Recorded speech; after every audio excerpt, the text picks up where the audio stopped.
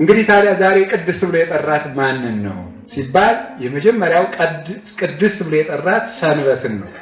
ጾመ ድጓው ላይ ቅድስቴ ይእቲ እንተባቲ አይረፍኩ እምኩሉ ግብሬ ይላል። እሷ እኔ ከስራዬ ሁሉ ያረፍኩባት ልዩ ቀኔ ናት ብሏል እግዚአብሔር ይላል ቅዱስ ያሬድ። ልዩ ቀኔ ናት ብሏል እግዚአብሔር። ቅድስቴ ይእቲ እንተባቲ አይረፍኩ እምኩሉ ግብሬ፣ ከስራዬ ያረፍኩባት የተለየች ቀን ናት። ማን? ዕለተ ሰንበት። የተለየች ቀን፣ የተባረከች ቀን፣ ልዩ ቀን፣ ክብርት ቀን፣ ንጽሕት ቀን፣ ጸንታ የምትኖር ቀን፣ እረፍት። ቅዱስ ያሬድ ምክንያት ፈልጎ የሚያመሰግን ሊቅ ነው። እግዚአብሔርን ያላመሰግነው አሁን እንደው ልንገራችሁ። አሁን እኔና እናንተ አመሰገንም አላመሰገንም እንደው አንዳንድ ነገር ሲያደርግልን ነው እግዚአብሔርን የምናመሰግነው አይደለም። ቅዱስ ያሬድ ግን ዓለምን ፈጠረ ብሎ ያመሰግናል። ይሄ አይደንቃችሁ? አሁን ዓለምን ስለፈጠርክ ተመስገን ትሉታላችሁ? የለም ተመስገን ጌታዬ፣ ሰሞኑን ደግሞ ጤና ይመልሰልኛል ተመስገን እንላለን አይደለም? ተመስገን ጌታዬ፣ እነንትና ልብ የሰጣቸው አምላክ ባለፈው ሊያስሩ ሊገሉ ነበር እንላለን። ተመስገን ጌታዬ፣ ባለፈው ልብስ አልነበረኝ ተመስገን ጌታዬ፣ ሰሞኑን በልቻለሁ። ቅዱስ ያሬድ ዓለም ስቡ ወውዱስ ዘሳረረ ኩሎ ዓለም በሐቲቃ፣ ዓለምን በአንድ ቃል የፈጠረ እግዚአብሔር ይክበር ይመስገን። በቃ እግዚአብሔርን ፈጠረ ብሎ ያመሰግነዋል። ሰንበትን ሰራ ብሎ ያመሰግናታል። ሰራ ለነ ሰንበተ ለረፍት፣ ሰንበትን ለሰው ረፍት ሰራልን ይላል። ይህንን ያመሰግነዋል። እኛ ደግሞ ውይ ሰንበት ገባ፣ ያን ሳልቆርጠው ያን ሳልቀጥለው ሰንበት ገባ ደግሞ ልብሴን ሳላጥብ ነው። እሱ ደግሞ ሰራ ብን አይልም።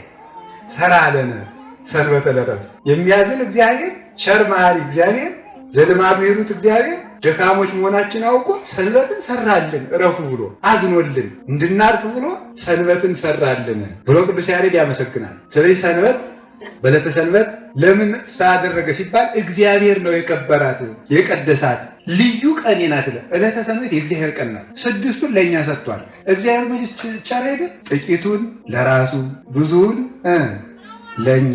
ጥቂቱን ለራሱ አንድ ቀን ለራሱ ለመነ በብሉይ ኪዳን። ለእኛ ስንት ሰጠ?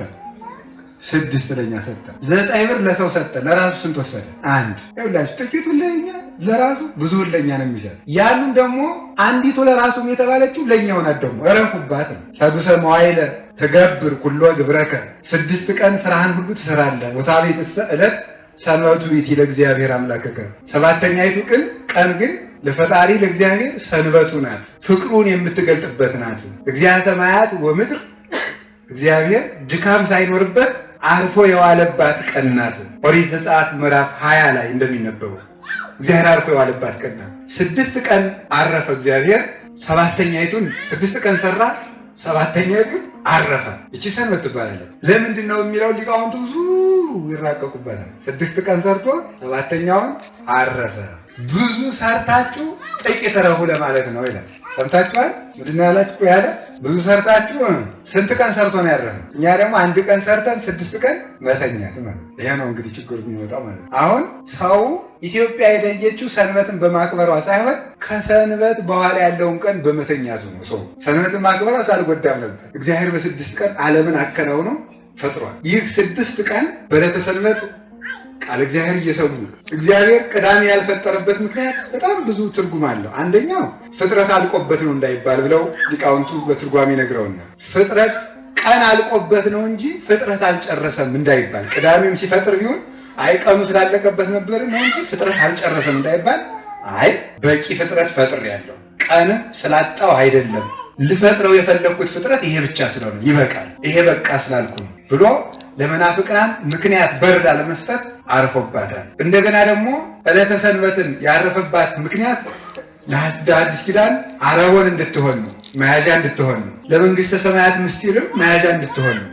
በዚች ዕለተ ሰንበት እግዚአብሔር ሰርቶ ነው ያረፈ። አንደኛ ብዙ ሰርታችሁ ጥቂት ረፉ፣ ሁለተኛ ሳሰሩ አትረፉ ለማለት። እግዚአብሔር ምን አድርጎ ነው ያረፈው? ሰርቶ አረፈ። ሳይሰሩ ማረፍ ክልክል ነው ማለት። ሳይሰሩ ማረፍ ክልክል፣ ሰርቶ ማረፍ ይቻላል። ስለዚህ እግዚአብሔር ሰርቶ እረፍት አመጣ። አሁንም ቢሆን እረፍትንና ሰላምን የምናመጣው ሰርተን ነው። ተኝቶ ሰላም አይመጣም፣ ተኝቶ እረፍት አይገኝም። ሰርቶ አረፈ። ሰርታችሁ እረፉ ለማለት ነው። በመንግስተ ሰማያትም የሚያርፉ የሰሩ ናቸው፣ በምድርም የሚያርፉ የሰሩ ሰዎች ናቸው። ሰነፍ ሰው እረፍት የለውም። በስጋውም እንደባከነ ይኖራል፣ በነፍሱም እንደባከነ ይኖራል። ሁሉ ከቤቱ ውጭ ነው። ትጉ ሰው ደግሞ ሁሉ ከቤቱ አለ። ስለዚህ እግዚአብሔር ሰርቶ አረፈ። ይቺ ቀን ልዩ ናት። እግዚአብሔርን የማክበራችን ምልክት ናት። በበዓል ስንተባበረው በረፍት ያስተባብረናል። 6 ቀን ሰርተ 7ኛውን አክብር። 6000ውን ዘመን መከራ ትቀበላለህ። 7ኛው ላይ ረፍት ኢየሱስ ክርስቶስ ይመጣልሃል ማለት ነው። 6 ቀን ሰርተ 7ኛውን አክብር። 7ኛው ቀን ሰንበት ነው።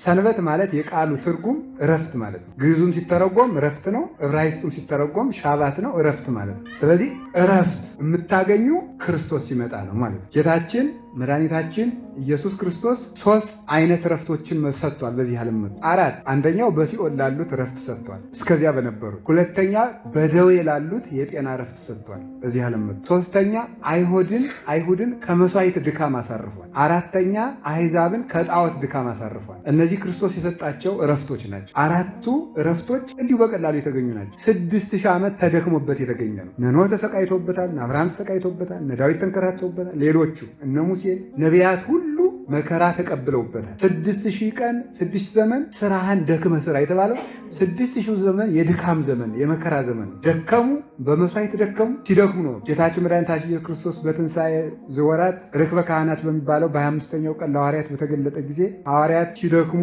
አድረው ማለዳ ነው ያገኛቸው። አሳ አላገኙም። ሰራሃይነ ኩላ ሌሊተ ወአልቦ ዘረከብነ፣ ስንደክም አደርነ አላገኘንም ይሉታል። ያ የጨለማ ዘመን አበው የደከሙበት ዘመን ነው። አበው ደከሙ፣ እረፍት አላመጡ። ክርስቶስ ሲመጣ 6000 ዘመን ሲፈጸም ወበሳድስ ወር ተፈነወ ገብርኤል መልአክ አባቲ ሀገር ዘገሊላ እንተስማ ናዝሬት ሀበ ድንግል እንተተፍህረት ለብእሲ ዘስሙ ዮሴፍ ወስማ ለይእቲ ድንግል ማርያም። በ6ኛው ወር ቅዱስ ገብርኤል ተላከ። ሉቃስ ወንጌል ምዕራፍ 1 ያለው 6ኛ ወር፣ የማቴዎስ ወንጌል የዮሐንስ ወንጌል ምዕራፍ 2 ያለው 6 ቀን፣ ኦሪት ዘጸአት ምዕራፍ 20 ላይ ያለው 6 ቀን የዚህን ዓለም ክርስቶስ ከሚወለዱ ያሉትን በረከት የሌለባቸውን ዘመናት የሚያጠይቁ ናቸው። እሱ ሲመጣ ግን እረፍት ሰጠን። ስለዚህ ዕለተ ቀዳሚት የክርስቶስ የእረፍት ምሳሌ ነው። ጌታችን መድኃኒታችን ኢየሱስ ክርስቶስ እረፍትን በብዙ ነገር ሲያናግር ነበረ። ለምሳሌ ወሀበ ማዕረፍት አጸነኒ ይላል። ኖህ ማለት የቃሉ ትርጉም በራሱ እረፍት ማለት ነው። እረፍት ማለት ነው። ቅዱስ ቄርሎስ የክርስቶስ ምሳሌ ስለሆነ ነው ይላል። እረፍት የተባለ የክርስቶስ ምሳሌ ስለሆነ ነው። ኖህ ወደ መርከብ ገብቶ ለልጆቹም ለሚስቱም እረፍት ሰጠ። ክርስቶስ መስቀሉን በኖህ መርከብ ይመስልና ወደ መስቀል ገብቶ ለልጆቹና ለሙሽራው ለቤተ ክርስቲያን እረፍት ሰጠ። ስለዚህ ክርስቶስ እረፍት ነው፣ የሚያሳርፍ መድኃኔዓለም ነው። ስለዚህ ምን አለ? ንዑ ሀቤ አንትሙ ስሩሃን ወክቡዳነ ጾር ወአነ አአርፈክሙ፣ ሸክም የከበዳችሁ እናንተ ወደ እኔ ኑ እኔም አሳርፋችኋለሁ አለ የማቴዎስ ወንጌል ምዕራፍ 11 ላይ። ይሄንን እረፍትን የተረጎመው ቅዱስ ቄርሎስ ነው። የዚሁ ወንጌል ትርጓሜ ላይ ያለ ክበዳ አሕዛብንና ክበዳ አይሁድን የአይሁድን ሸክምና የአሕዛብን ሸክም ያቀለለ እረፍት ኢየሱስ ክርስቶስ። እሱ እስከሚመጣ እረፍት አልተገኘም። እኛ ግን በጣም የታደልን አሁን 6000 ድካም ውስጥ አይደለም ያለ ነው። እኛ አሁን እረፍት ውስጥ ነው ያለ። ይህንን ይዞ ነው ቅዱስ ጳውሎስ ዕብራውያን መልእክቱ ላይ ሲናገር ናስተፋጠን እንከ ከመንባ ውስጥ እረፍቱ ለእግዚአብሔር፣ ወደ እግዚአብሔር እረፍት እንገባ ዘንድ እነሆ እንፋጠን። እንደነዚያ ዘግይተው እንደተጎዱት እንዳይሁድ ከነአን እረፍት ነበረች። እዚያ ዳተኞች ከነአን ሳይገቡ ቀርተዋል። ዳተኞች ሆነን ከእግዚአብሔር እረፍት እንዳንወጣ እንፋጠን ይላል። ስለዚህ ዕለተ ቀዳሚት ክርስቶስ የስጋዌ ዘመን ምሳሌ ናት። የስጋዌ ዘመን ምሳሌ ናት። ቀዳሚት መሰኘቷም ቀዳሚት እረፍት ስለሆነች ነው። ዋናው እረፍት ከመምጣቱ አስቀድሞ። ስለዚህ ይቺ እረፍት ቅዳሜ ቀን አንዳንድ ጊዜ አሁን አብዛኛው ሰው ቅዳሜን ልብስ ያጥባል። ቅዳሜን የሚፈጭም እንኳን እንጃ ብዙ ነገር ያደርጋል። እሁድን ያከብራል። ግን ቅዳሜ ይህ ሁሉ ክብር ያለት ነው። ቀዳሚት ሰንበት አልተሻረችም። ሁሉ ክርስቶስ ራሱ እኮ አልሻረም። የምሕረት ስራዎችን ነው እንጂ የሰራ በዘመነ አይሁድ በመዋዕለ ሥጋዌው መጥቶም ሳለ ዕለተ ሰንበትን አልሻረም። እነሱ የማይረባ ጥንቃቄ አድርገው ድዊ መፈወስን ሁሉ ለክስ ምክንያት አድርገው ያቀርቡ ስለነበር ሻረ አሉት እንጂ ክርስቶስ ሰንበትን እንኳን አልሻረም። ስለዚህ ዕለተ ቀዳሚት ያልተሻረች ሰንበት ናት ማለት። 6 ቀን ስራ፣ 7ኛይቱን አክብር። አረጋዊ መንፈሳዊ ደግሞ 6ቱን ቃላተ ወንጌል ፈጽም ለነፍስ እረፍት ታገኛለህ ብሎ ይተረጉመዋል። 6 ቀን ስራ፣ 7ኛው እረፍት ነው፣ ሰንበት ነው ማለት 6ቱን ቃላተ ወንጌል ማቴዎስ ወንጌል ምዕራፍ 5 ላይ ያሉት፣ ማቴዎስ ወንጌል ምዕራፍ 25 ላይ ያሉት እነዚህን ወደ ሴት የተመለከተ አመነዘረ፣ ያለ ዝሙት ምክንያት ሚስትህን አትፍታ፣ በሐሰት አትማል፣ እነዚህ 6ቶቹን እና ብራብ አላበላችሁም፣ ብጠማ አላጠጣችሁም፣ እንግዳ በመወጣ የሚሉ እነዚህ 6ቱን የፈጸመ ሰው ለነፍሱ እረፍት ያገኛል። 6ቱ ዕለታት የምን ሆኑ? የስድስቱ ሕገጋት ምሳሌዎች ሆኑ።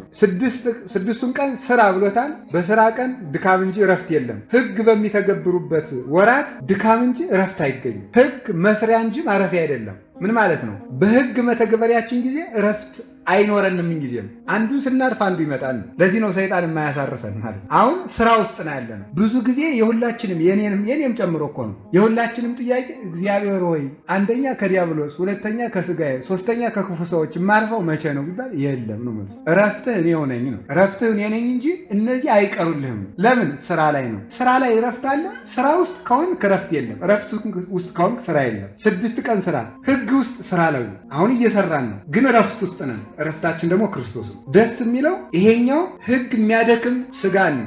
ለስጋ ራሱ ግን ጽናት ይሰጠዋል፣ ለነፍስም እረፍት ይሰጠዋል። አይምሮ ሰላምን ያገኛል። ስለዚህ ዕለተ ሰንበትን እግዚአብሔር ሕግንም ለረፍት ነው የሰራው። 7ኛው መንግስተ ሰማያት ነው። 7ኛ ቀን ተባለች መንግስተ ሰማያት። ስለዚህ ሰንበት በዚህ ሆናል። ሁለተኛይቱ ሰንበት ዕለተ እሑድ ናት። ዕለተ ቀዳሚት እንዲሆናለች። ሕግን ነቢያትን አልሻርኩም ብሏል። ቀዳሚት ሰንበትን አልሻረም። ሁለተኛው ሰንበት ዕለተ እሑድ ናት። ዕለተ እሑድን ለምንድን ነው የምናከብራት የሚሉ አሉ። ከቤተ ክርስቲያን የወጡ ሌሎች ዘመዶቻችን እግዚአብሔር በመጽሐፍ ቅዱስ የሰራው አንድ ሰንበት ነው፣ እሑድ ለምን ሰንበት ትባላለች ብለው ይከራከራሉ። ግን አንደኛዋና ዋነኛዋ ሰንበት ማናት? ዕለተ እሑድ ናት። እሑድ እንደምናውቀው እሑድ ማለት አንድ ማለት ነው። ለምን? ፍጥረት የተጀመረ በዕለተ እሑድ ስለሆነ ማለት ነው። በዕለተ እሑድ ስለሆነ አንድ ማለት ነው። ስለዚህ አሁን ልብ ብላችሁ ስሙ። ፍጥረት ስለተጀመረበት የስሙ ትርጓሜ አንድ ሆኗል። ስለተጀመረበት ሰንበት ደግሞ ለምን አልነው ሲባል ሰንበትን ፈጥሬ አረፍኩባት ብሏል እግዚአብሔር። ማን? የትኛይቱን ሰንበት? ቀዳሚትን ማለት። ዕለተ እሑድንሳ ምን አደረገባት ሲባል ሐዲስ ተፈጥሮ ፈጥሮ አረፈባት። እስመ ቀደሳ ዋልአላ ወልድ ለዕለተ ሰንበት። ወልድ ሰንበትን አከበራት ከፍ ከፍም አደረጋት። ማን? ወልድ። ማነው እንደዚህ ያለ? ቅዱስ ያሬድ ነው። ሰንበትን አከበራት ከፍ ከፍም አደረጋት። ለዚህ ቅዱስ ያሬድ ምን መጽሐፍ ቅዱሳዊ ማስረጃ ይኖረዋል ሲባል እግዚአብሔር ይህንን ዓለም 2 ጊዜ ነው የፈጠረው። የመጀመሪያው ጥንተ ተፈጥሮ ይባላል። ሁለተኛው ሐዲስ ተፈጥሮ ይባላል። ጥንተ ተፈጥሮ የሚባለው 6 ቀን የተፈጠርንበት ነው። ልብ ብላችሁ ስሙ። ያ አንድ ጊዜ እግዚአብሔር ዓለምን ፈጠረው ይባላል። 6 ቀን ፈጠረ። 7ኛው ቀን ያረፈባት አንድ ሰንበት አገኘ። ሁለተኛ እግዚአብሔር ሐዲስ ተፈጥሮ ዓለምን ፈጥሮታል። ሁለተኛ ቆሮንቶስ ምዕራፍ 5 ከቁጥር 18 ላይ ቅዱስ ጳውሎስ እንደተናገረ ወይእዜኒ በክርስቶስ ሁሉ ተሐደሰ፣ አሁን በክርስቶስ ሁሉ አዲስ ፍጥረት ሆኗል ይላል። አሁን በክርስቶስ ሁሉ አዲስ ፍጥረት ሆኗል። ሁለተኛ ቆሮንቶስ ምዕራፍ 5 ቁጥር 18 ላይ በክርስቶስ አዲስ ፍጥረት ሆኗል ማለት በክርስቶስ ያመነ አዲስ ፍጥረት ነው። መፍጠር ማለት የሌለን ነገር ማምጣት ነው። ይህ ዓለም እያለ የሌለ ሆኖ ነበረ። ስለዚህ ክርስቶስ የጠፋውን በግ ልፈልግ መጥቻለሁ ብሏል። እንደገና በደሙ ፈጠረን ማለት እንደገና በደሙ ፈጠረን። በጣም ግሩም። በደሙ ፈጠረን።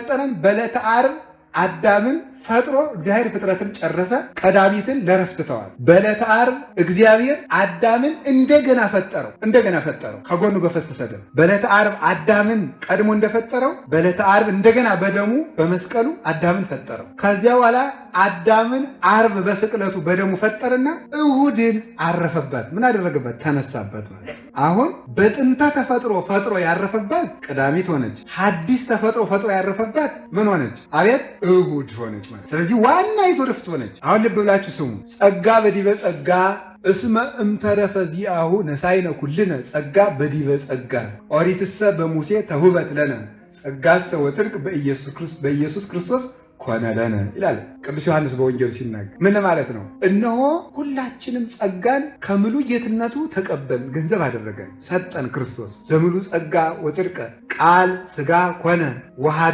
ወሃደረ ላዕሌነ ወሪነ ስብሐቲሁ ዘምሉ ጸጋ ወጽድቀ ካለ በኋላ እስመ እምተረፈ ዚአሁ ንሕነ ኩልነ ነሳይነ ጸጋ በዲበ ጸጋ በጸጋ ላይ ጸጋን ተቀበልን። ከጸጋ የሚበልጥ ጸጋን ተቀበልን። በኦሪት ላይ ሐዲስ ኪዳን ተጨመረልን። ከቀድሞው ጸጋ ይልቅ የሚሻል የሐዲስ ኪዳን የልጅነት ጸጋ ተሰጠን። እንዴት? ኦሪትሰ በሙሴ ተሁበት ለነ ኦሪት በሙሴ ተሰጠችን። ጸጋ ወጽድቅ በኢየሱስ ክርስቶስ ኮነ ለነ እውነተኛው ጸጋ ግን በኢየሱስ ክርስቶስ መምጣት፣ ልደት፣ ሞት፣ ትንሣኤ ተደረገልን።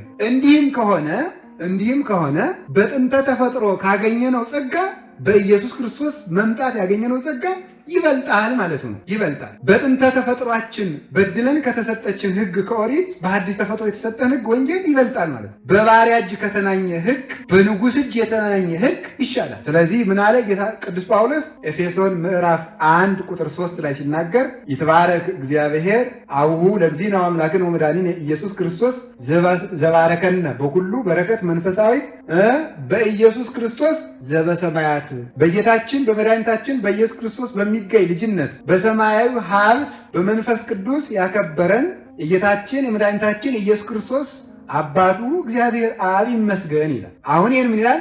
በኢየሱስ ክርስቶስ ለምን አለ የሚለውን ዮሐንስ አፈወርቅ ሲተረጉም በኢየሱስ ክርስቶስ ለምን አለ ሲባል አሁን የምንወርሰው ርስት በባሪያ እጅ በሙሴ እጅ የተጀመረ በባሪያ በኢያሱ እጅ የሚሰጥ አይደለም። በጌታ እጅ የሚሰጥ ርስት የምናገኝበትን ልጅነት ነው ያገኘ ነው። የአንድ ሽማግሌ ልጆች የሚወርሷት ከነዓን ሳትሆን የእግዚአብሔር ልጆች የሚወርሷት መንግሥተ ሰማያትን ስላገኘን ዘባረከነ በኩሉ በረከት መንፈሳዊት በረከት ስጋዊትን ያይደለ በረከት መንፈሳዊትን ሰጥቶ ያከበረን እግዚአብሔር ይመስገን አለ ይላል። ስለዚህ ቀድሞ ከተሰጠን ጸጋ ከሙሴ ክርስቶስ ከግብፅም ሲኦል ከፈርዖንም ሳጥናኤል መብለጡ እውነት ነው፣ እሙን ነው። ከሞተ በኩር ሞተ አዳም ወውሉዱ ወደቂቁ እንዲበልጥ የታወቀ ነው። ቀድሞ ከተፈጠርንበት አሁን የተፈጠርንበት የበለጠ ነው። ስለዚህ አሁን ዋናው እረፍቱን ደግሞ ቅዱስ ሳዊሮስ ዘአንጾኪያ የማቴዎስ ወንጌል ምዕራፍ 8ን ሲተረጉም ይናገረዋል። ከአሁን ቀደም የምታውቁት አንድ ጥቅስ ላስታውሳችሁ። ወኮነ